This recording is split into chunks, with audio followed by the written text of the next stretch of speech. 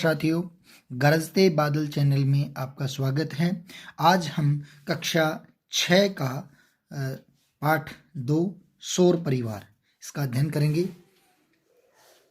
पिछले अध्याय में हमने ब्रह्मांड की जानकारी प्राप्त की थी, माने हमने पिछले वीडियो में ब्रह्मांड के संबंध में पूरी जानकारी प्राप्त कर ली थी। और इस अध्याय में हम सौर परिवार के सभी ग्रह, उपग्रहों एवं अन्य आकाशीय पिंडों जैसे क्षुद्र ग्रह माने छोटे छोटे जो ग्रह हैं, क्षुद्र ग्रह, उल्का पिंड आदि के बारे में जानकारी प्राप्त करेंगे। सौर परिवार क्या है इसके बारे में देखते हैं कि सूर्य के चारों ओर केवल ग्रह ही भ्रमण नहीं करते, सूर्य के चारों तरफ केवल ग्रह ही घूमते नहीं हैं, अपितु अनेक धूमकेतु घूमते हैं। ग्रह कणिकाएं और उल्काएं भी परिक्रमण करती हैं, घूमती हैं। सूर्य, ग्रह, उपग्रह, धूमकेतु, उल्का आदि मिश्रित रूप में एक विशाल खगोलीय समूह है जिसे सौर परिवार अथवा सौर जगत कहा जाता है। इन सभी खगोलीय पिंडों में सूर्य अधिक महत्वपूर्ण है, इसलिए सूर्य को सौर परिवार का पिता या जनक कहा जाता है। तो सौर परिवार का पिता कौन हुआ? सूर्य। सौर परिवार के जनक के रूप में किसे जाना जाता है? सूर्य को जाना जाता है। आइए चर्चा करते हैं ग्रह के बारे में। सौर मंडल के सभी खगोलीय पिंड एक निश्चित पथ रास्ते पर सूर्य का चक्कर लगाते हैं जिसे कक्ष कहा जाता है। माने इस पथ को क्या कहा जाता है? कक्ष। इसके बारे में 1543 ईस्वी में सर्वप्रथम निकोलस कॉपरनिकस ने बताया कि सौर मंडल के केंद्र में है, सूर्य सौर मंडल के केंद्र में है। ये बात किसने बताई? सूर्य सौर मंडल के केंद्र में है। ये बात किसने बताई? सर्वप्रथम 1543 ईस्वी में। और निकोलस कॉपरनिकस ने ये बात बताई थी कि सूर्य सौर मंडल के केंद्र में अवस्थित है और सभी ग्रह उसके चारों ओर चक्कर लगाते हैं। आधुनिक वैज्ञानिकों के अनुसार हमारे सौर मंडल की आयु उम्र लगभग 460 करोड़ वर्ष है। सूर्य हमारी आकाशगंगा के लगभग 100 अरब तारों में से एक है। सूर्य जलती हुई गैसों का एक विराट या बड़ा पिंड है। यानी सूर्य है वो क्या है? जलती हुई गैसों का एक बहुत बड़ा पिंड है और इसकी सतह सदैव अस्थिर एवं अशांत रहती है। माने सूर्य की सतह है वह कैसी है? अस्थिर है और अशांत है और इसमें जलती हुई गैसों का ये पिंड है। सूर्य में सबसे अधिक हाइड्रोजन एवं हीलियम गैस है। सूर्य में सबसे ज़्यादा कौन सी गैस है? हाइड्रोजन एवं हीलियम। ये रीड के लिए इंपॉर्टेंट बात है। सौर मंडल के लिए सूर्य प्रकाश एवं ऊष्मा का एकमात्र स्रोत है। अगर बात करें सौर मंडल के लिए सूर्य प्रकाश का और ऊष्मा का एकमात्र स्रोत है वह सूर्य ही है। इसका गुरुत्वाकर्षण सौर मंडल को बांधे रखता है। सूर्य की पृथ्वी से दूरी अधिक होने के कारण सूर्य के प्रकाश को पृथ्वी तक पहुंचने में लगभग कितना समय मिलता है? 8 मिनट 30 सेकंड का समय हमें लगता है। या वो प्रकाश पृथ्वी तक पहुंचने में कितना समय लेता है? 8 मिनट 30 सेकंड का समय सूर्य से यह प्रकाश पृथ्वी तक पहुंचने में समय लेता है। हमारे सौर परिवार में कुल 8 ग्रह, पहले 9 माने जाते थे, आज 8 हैं, जो सूर्य के चारों ओर चक्कर लगाते हैं। सूर्य से विभिन्न दूरी पर स्थित इन ग्रहों का आपस में टकराना संभव नहीं है, असंभव है।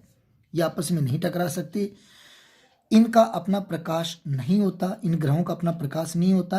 ये सूर्य से ऊष्मा एवं प्रकाश प्राप्त करते हैं। ये किससे प्रकाशित होते हैं? सूर्य से। उसी से ऊष्मा गर्मी प्राप्त करते हैं और प्रकाश प्राप्त करते हैं।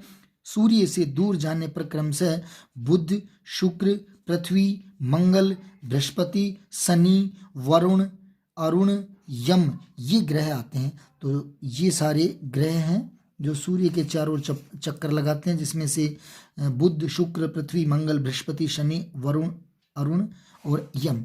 सन 1906 ईस्वी तक प्लेटो को भी एक ग्रह के रूप में माना जाता था। अगर इसको शामिल करते थे उस समय 9 ग्रह माने जाते थे, अब हो गए 8।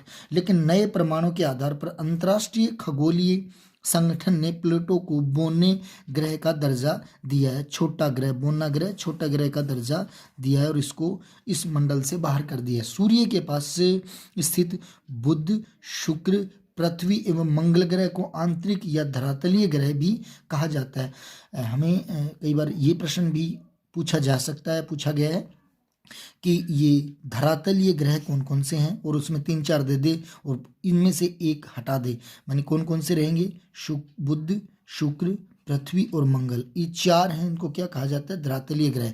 ये छोटे और अधिक घनत्व वाले भी हैं और चट्टानों से बने हुए हैं। बृहस्पति, शनि, अरुण और वरुण ग्रह आकार में बड़े हैं और कम घनत्व वाले हैं। इन्हें बाह्य या गैसीय ग्रह के नाम से भी जाना जाता है। आइए चित्र के द्वारा एक बार ग्रह की परिक्रमा और कौन से ग्रह कहाँ पर है इन पर एक चर्चा करते हैं। ये सूर्य है हमारा और सूर्य के बहुत नज़दीक है वो बुध है। बुध के बाद में सूर्य से थोड़ी दूरी पर जाते हैं तो शुक्र आता है। शुक्र पृथ्वी है। उसके बाद पृथ्वी के सबसे निकट में अगर बात करते हैं तो शुक्र पड़ते हैं और इधर मंगल पड़ता है। बुध सूर्य के नज़दीक पड़ता है।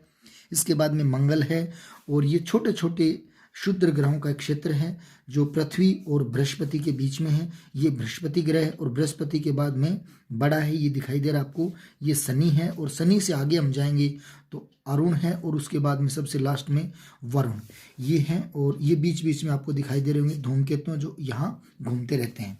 ये था एक चित्र और इसके माध्यम से आपको पता चला होगा कि सूर्य के सबसे निकट कौन सा है, बुध है, और पृथ्वी के सबसे निकट कौन सा है, शुक्र है। इसे भोर का तारा भी कहा जाता है।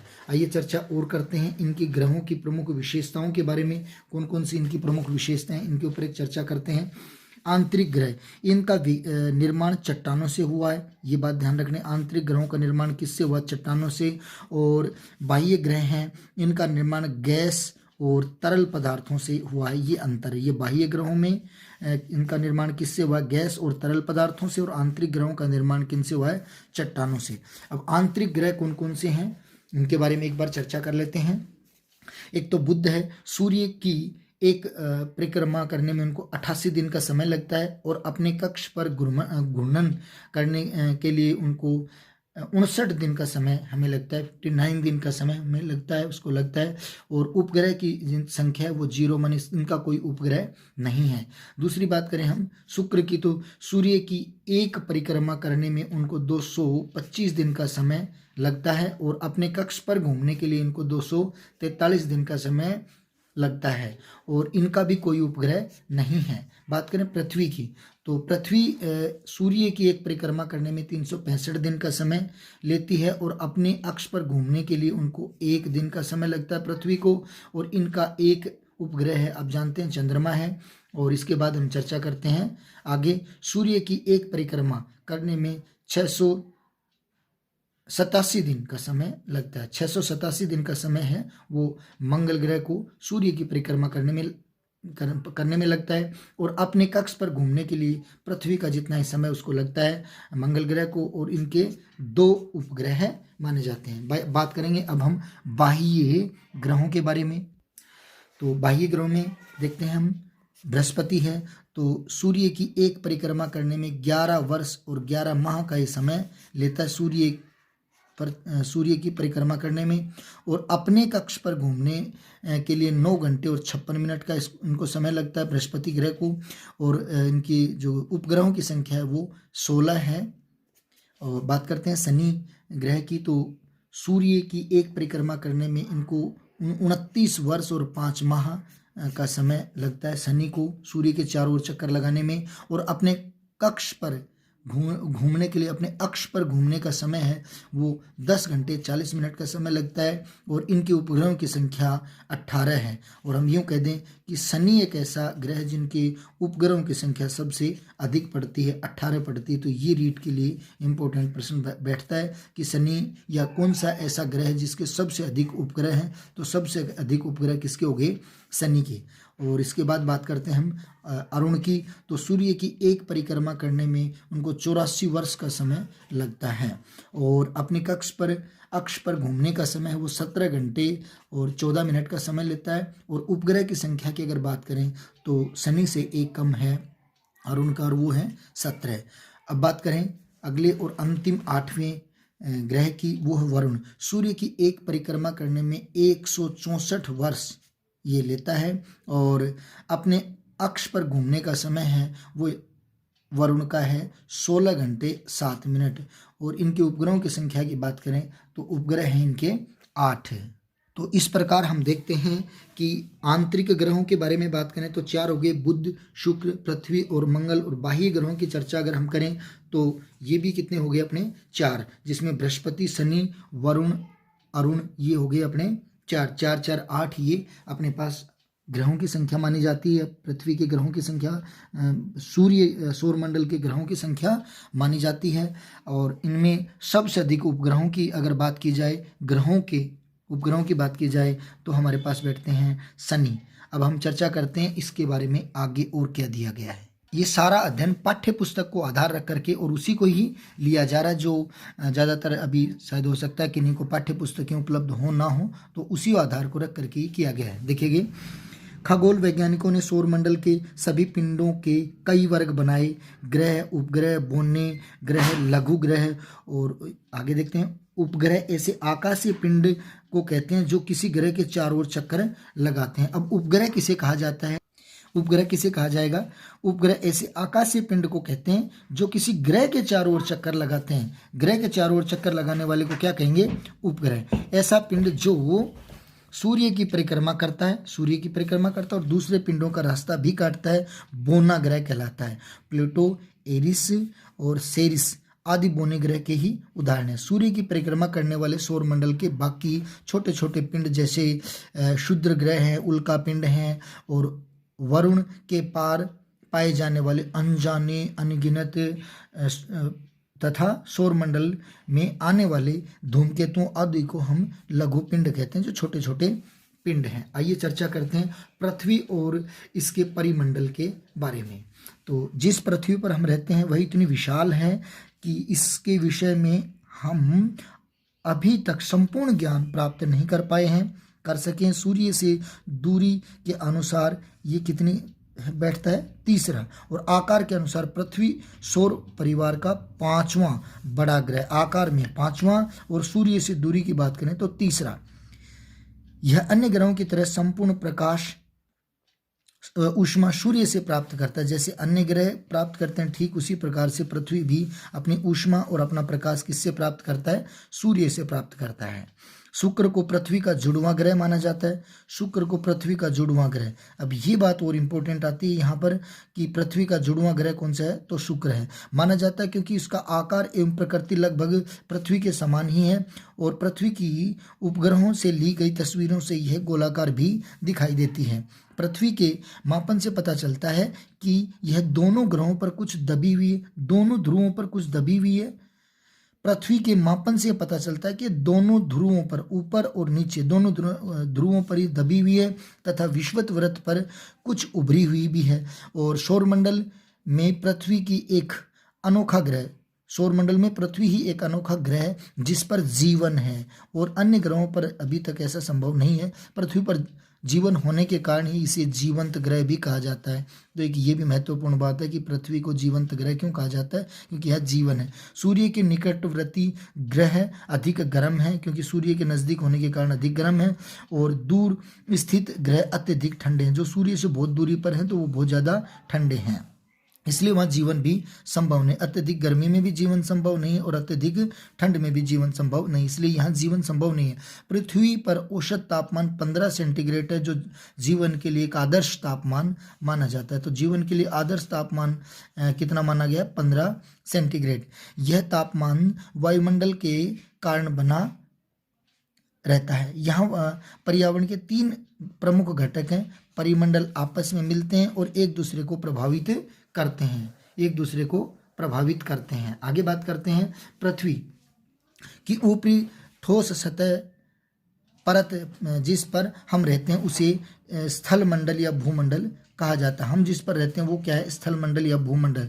स्थल मंडल पर मिट्टी पाई जाती है, जिससे किसी न किसी रूप में सभी जीवों को भोजन प्राप्त होता है। स्थल मंडल से ही विभिन्न प्रकार के खनिज मिलते हैं जो जीवन निर्वाह के लिए महत्वपूर्ण हैं। पृथ्वी के चारों ओर जो गैसों का आवरण है उसे वायुमंडल कहा जाता है। तो वायुमंडल क्या है? जो पृथ्वी के चारों ओर गैसों का जो आवरण है उसे हम वायुमंडल कहते हैं। नाइट्रोजन, ऑक्सीजन, आर्गन, उसके बाद कार्बन डाइऑक्साइड आदि वायुमंडल में पाई जाने वाली प्रमुख गैसें हैं। ऑक्सीजन एक जीवनदायिनी गैस है।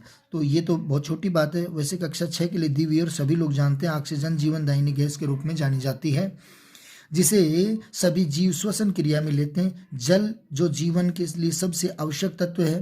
पृथ्वी में लगभग 71% भाग पर जल की मात्रा है और इसे ही जलमंडल हम कह सकते हैं। पृथ्वी को जल ग्रह या नीला ग्रह भी कहा जाता है। पृथ्वी को जल ग्रह भी कह देते हैं और नीला ग्रह भी कहा जाता है। पृथ्वी पर जल महासागरों, सागरों, झीलों, नदियों आदि में पाया जाता है और महासागरों का जल कैसा है? खारा माना जाता है।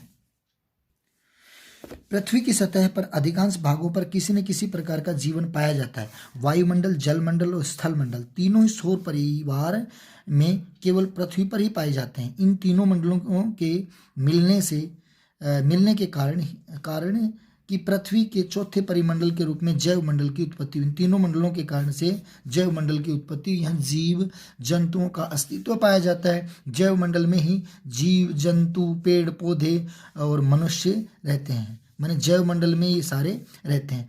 अब तक ब्रह्मांड की ज्ञात जानकारी के अनुसार केवल पृथ्वी पर ही जीवन संभव है। मानी अब तक की जितनी भी जानकारियां प्राप्त हुई उनमें केवल पृथ्वी ही एक ऐसा ग्रह है जिस पर जीवन संभव है। जिस तरह ग्रह सूर्य की परिक्रमा करते हैं, ठीक वैसे ही ग्रहों की परिक्रमा करने वाले छोटे आकाशीय पिंडों को उपग्रह कहा जाता है। पृथ्वी पर केवल एक ही उपग्रह है, वो है चंद्रमा। पृथ्वी का केवल एक ही उपग्रह वो है चंद्रमा, किंतु कुछ अन्य ग्रहों के एक से अधिक भी उपग्रह हैं। शनि और बृहस्पति के कई उपग्रह हैं। बुध और शुक्र के भी कोई उपग्रह नहीं है। बात यहाँ ये इंपॉर्टेंट आती है कि कौन से ऐसे ग्रह जिनके कोई उपग्रह नहीं है। तो बुध और शुक्र के ग्रहों की भांति उपग्रहों में भी ऊष्मा एवं प्रकाश नहीं होता, उन्हें सूर्य से ही ताप एवं प्रकाश मिलता है। अनेक उपग्रह चंद्रमा से भी बड़े हैं, जैसे शनि का टाइटन, बृहस्पति का गैनीमीड और कैलिस्टो, ये इनसे भी बड़े हैं, चंद्रमा से भी बड़े हैं। हमने देखा भी कि ग्रह जितने भी हैं, उपग्रह जितने भी हैं, वे सारे के सारे क्या है? सूर्य से ही प्रकाश और ऊष्मा प्राप्त करते हैं। आइए एक चर्चा और करते हैं। क्या आप जानते हैं शनि के उपग्रह टाइटन पर पृथ्वी की तरह सघन वायुमंडल है, अत्यधिक वायुमंडल है। वहाँ भी नदियाँ और जलाशय हैं और धरातल है वो पृथ्वी के जैसा ही है। उसके वायुमंडल की प्रमुख गैस है वो कौन सी है? नाइट्रोजन। यहाँ जीवन की संभावना है या नहीं, इसका पता लगाने में वैज्ञानिक अभी प्रयासरत हैं। संभवतः यहाँ जीवन यापन के कोई कुछ अंश हमें मिल सकते हैं। आइए चर्चा करते हैं आगे। चंद्रमा, ये उपग्रह पृथ्वी का सबसे नजदीकी गोलाकार आकाशीय पिंड है, वो क्या है? चंद्रमा। आधुनिक खगोल शास्त्रियों के अनुसार यहाँ जल वायु का अभाव है, जल और वायु का अभाव है चंद्रमा पर, इसलिए वहाँ जीवन संभव नहीं है। हमारी पृथ्वी के धरातल एवं चंद्रमा के धरातल में कुछ समानताएं हैं। चंद्रमा का धरातल पृथ्वी के धरातल की तरह है कह दें, या उसकी सतह के अनुसार कह दें, उबड़ खाबड़ है और चंद्रमा की तुलना में पृथ्वी का लगभग 81 गुना बड़ी है। चंद्रमा की तुलना में पृथ्वी लगभग 81 गुना बड़ी है, माने चंद्रमा से 81 गुना बड़ी है। चंद्रमा की कलाएं कौन कौन सी हैं? तो पृथ्वी और चंद्रमा दोनों की आकृति गोलाकार है, दोनों सूर्य के प्रकाश से प्रकाशित होते हैं, सूर्य का प्रकाश प्राप्त करते हैं। इस कारण दोनों के आधे भाग पर प्रकाश रहता है और आधे भाग पर अंधेरा। और सूर्य से प्राप्त प्रकाश की किरणें चंद्रमा से अपरावर्तित होकर के पृथ्वी पर आते हैं, उसे हम चांदनी कहते हैं। महीने में एक बार ही चंद्रमा का पूर्ण प्रकाशित भाग पृथ्वी के सामने आता है और इसे भारत में पूर्णिमा के नाम से जानते हैं। पूर्णिमा कहते हैं जिस दिन चांद पूरा हमें पृथ्वी पर दिखाई देता है, केवल एक दिन। इसी तरह महीने में एक बार चंद्रमा का अप्रकाशित भाग पृथ्वी के सामने होता है, उसे हम अमावस्या कहते हैं। उस दिन चंद्रमा लुप्त रहता है। पूर्णिमा से अमावस्या तक चंद्रमा का एक प्रकाशित भाग वो घटता जाता है और अमावस्या से पूर्णिमा तक भाग बढ़ता जाता है। चंद्रमा की इन घटती बढ़ती आकृतियों को ही चंद्र की कलाएं कहा जाता है। भारत में बढ़ते चंद्रमा के पखवाड़े को शुक्ल पक्ष कहा जाता है। भारत में बढ़ते चंद्रमा चांद की जो समय होता है 15 दिन का, तो इसको क्या कहा जाता है? शुक्ल पक्ष एवं घटते चांद के पखवाड़े को कृष्ण पक्ष अंधेरा कहा जाता है। तो ये शुक्ल पक्ष चांदनी का समय होता है, कृष्ण पक्ष अंधेरे का। चंद्रमा पर दिन में बहुत अधिक गर्मी एवं रात्रि में बहुत अधिक ठंडी रहती है, इसलिए वहाँ का वातावरण जीवन के अनुकूल नहीं है। चंद्रमा को अपने अक्ष पर घूमने में लगभग 29 दिन का समय एवं पृथ्वी के चारों ओर घूमने के लिए लगभग 27 दिन का समय लगता है। बात करते हैं छोटे छोटे जो क्षुद्र ग्रह हैं उनके बारे में। तो मंगल और बृहस्पति के बीच एक पट्टी में स्थित परिक्रमा करने वाले असंख्य छोटे पिंडों को क्षुद्र माने छोटे ग्रह या अवांतर ग्रह भी कहा जाता है। तो ये बात हमसे पूछी जा सकती है कि अवांतर ग्रह किनको कहा जाता है? क्षुद्र ग्रहों को। इनका निर्माण ग्रहों के बाद बचे मलबे से हुआ है। सेरेस इसका प्रमुख उदाहरण है, क्षुद्र ग्रह के रूप में आता है सेरेस। बात करते हैं अंतिम, यहाँ उल्का पिंड क्या है? तो उल्का पिंड क्या है? उल्का धूमकेतु या क्षुद्र ग्रहों से टूटे हुए टुकड़े जो पृथ्वी के गुरुत्वाकर्षण के से धरती की ओर खींचे चले आते हैं और मार्ग में वायुमंडल के घर्षण के कारण वे जलने लगते हैं और नष्ट हो जाते हैं। और वायुमंडल में घर्षण के समय से चमकीली रेखा के रूप में दिखाई देते हैं, जिन्हें हम टूटते तारे के नाम से जानते हैं। और कुछ उल्काएं बड़ी होने के कारण पूरी तरह नष्ट नहीं हो पाते तथा पिंडों के रूप में वे पृथ्वी से टकरा जाते हैं और इस स्थिति में उन्हें उल्का पिंड कहा जाता है और इससे पृथ्वी पर खड्डे बन जाते हैं। माने इतनी ऊंचाई से अगर ऊपर से गिरे तो वो कई उल्का पिंड बड़े होते हैं जो घर्षण से सारे के सारे जलते नहीं हैं और जमीन पर आकर के गिरते हैं। तो इस तरह का खड्डे का या बड़े खड्डे का निर्माण हो जाता है। धन्यवाद साथियों, बहुत कम समय में एक और पाठ आपका कर दिया और क्रमबद्ध ये सारे के सारे पाठ हैं वो आपको मिलते जाएंगे। थैंक्स।